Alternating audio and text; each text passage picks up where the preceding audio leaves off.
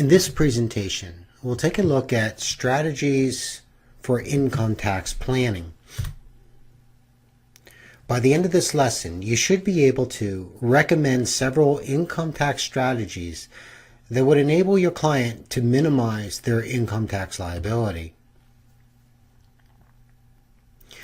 Income tax liability can represent a sizable chunk of money for your clients when you consider federal income taxes, state income taxes, property income taxes, and FICA payments for old age and Medicare benefits. In your Business 502 income tax planning course, you studied a variety of tax planning strategies that can help your client. These include delaying or deferring income in that tax period, using tax-exempt income items rather than taxable income items, accelerating deductions, making sure you're using tax credits, offsetting passive gains with passive losses, making use of charitable contributions, tax-sheltered investments, shifting income to different family members and intra-family transfers. 4 important tax strategies are: 1, starting a business; 2, home ownership; 3, qualified retirement savings; and 4, qualified savings for educational funding. First of all, number 1, starting a business. Congress provides a wealth of benefits for those willing to start a business, and that's because they want to promote economic growth. When you start a for-profit business, you're able to shift personal expenses, or some what could be personal expenses, to tax-deductible business expenses. There's also the ability to implement employee benefit packages, fringe benefits, healthcare benefits, life benefits, and we'll take a look at several of those when we take a look at strategies for risk management and insurance planning. Similarly, Congress, in its initiative to promote home ownership, makes deductible qualified interest payments on first and second homes. Similarly, Congress wants to promote savings for one's retirement and also employer contribution towards employee savings. So there's the tax deferral of contributions for the employer, and there's the tax deferral of buildup of earnings and growth on retirement assets in qualified plans and individual savings account. And number 4, again, Congress promoting educational savings, higher education's tax-free status of earnings used for educational fees, and the tax-deferred buildup of those assets in qualified educational funding accounts. So these are really 4 important tax strategies. You'll see this play out as we move through the remainder of the presentation. A useful way, I think, of going about planning for our client strategy is to work through Form 1040. And as you can see, that's what I kind of depicted on this slide. What can we do to lower the gross income? What can we do to increase above the line deductions? What planning can we do to increase the below the line deductions, if that's possible, to get above the standard deduction? And finally, what tax credits are available? These are 4 items that we need to take a look at here. So let's talk about reducing the taxable income, and we can even start with the gross income. Gross income can be reduced by shifting income if that's possible. So if you have a client who has a business, there might be ways to manage those business revenues and expenses so that they cluster into either the next period or this period, depending how that works. But also maybe a bonus in that situation could be postponed from this tax year into the next. So is there the ability to shift income? is there the ability to defer income recognition? And some of the ways to do that would be qualified plans,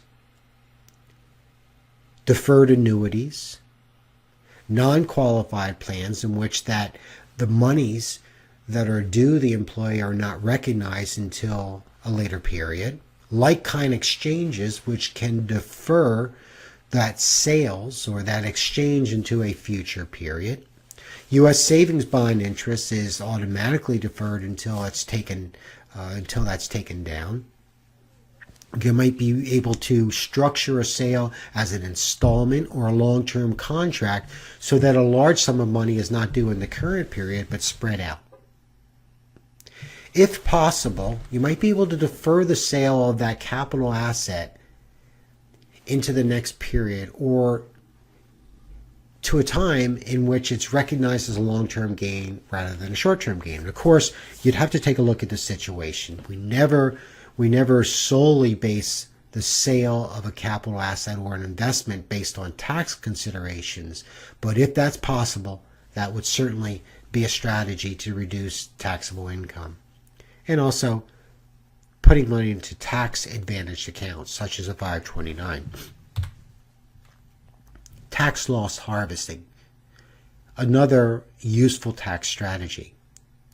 Plan for capital gain recognition by selling losing securities to offset the gains in winning securities. So that matching of capital losses and gains, a great way to minimize capital gain tax liability.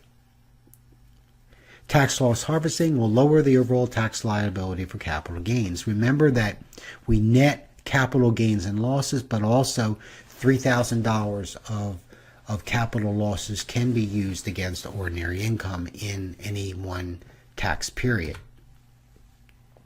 Security selection. In your CFP curriculum, you studied the idea about where to place, holding everything else constant. And if this works out, the idea, there are certain securities that we put in taxable accounts, certain securities we put in tax advantage accounts.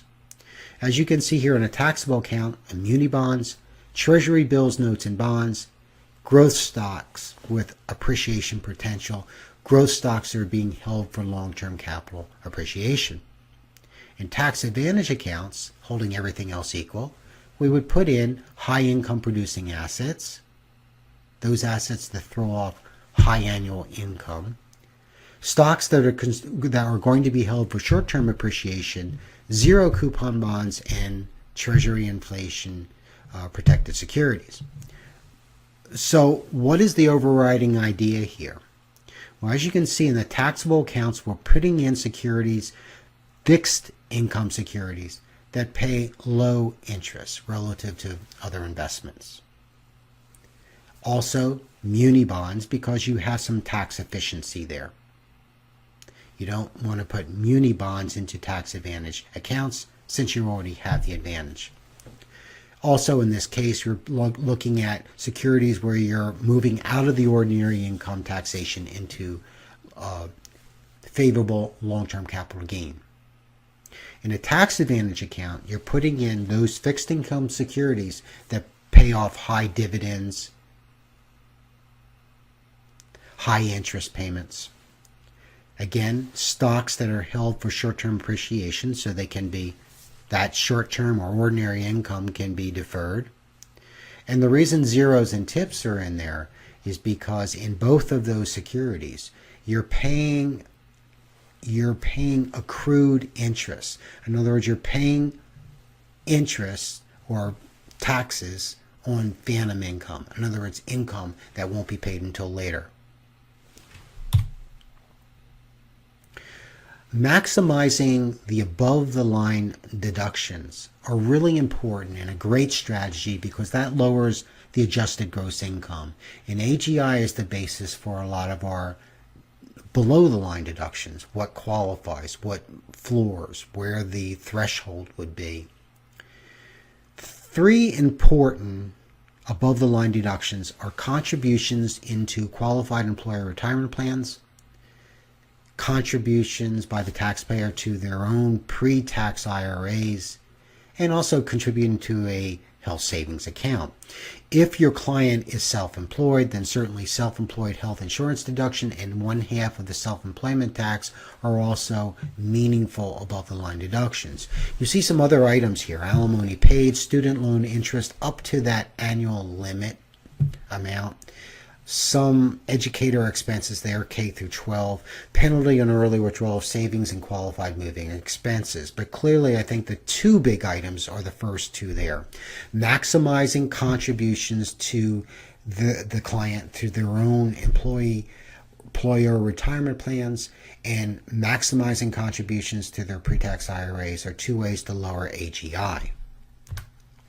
Now, as you know, the taxpayer is allowed to take the higher of the standard deduction amount or the below the line deduction. And so in planning for the below the line deductions, the first thing is to make sure you're taking accurate records. But secondly, is there a way that you could accelerate or delay payments so that you can get the higher amount, particularly in the area of medical and dental expenses? Could those medical expenses, which would occur at the end of December, be pushed into the next year or accelerated from January to December so that you get that amount above that 10% AGI floor? So that's that shifting of medical expenses.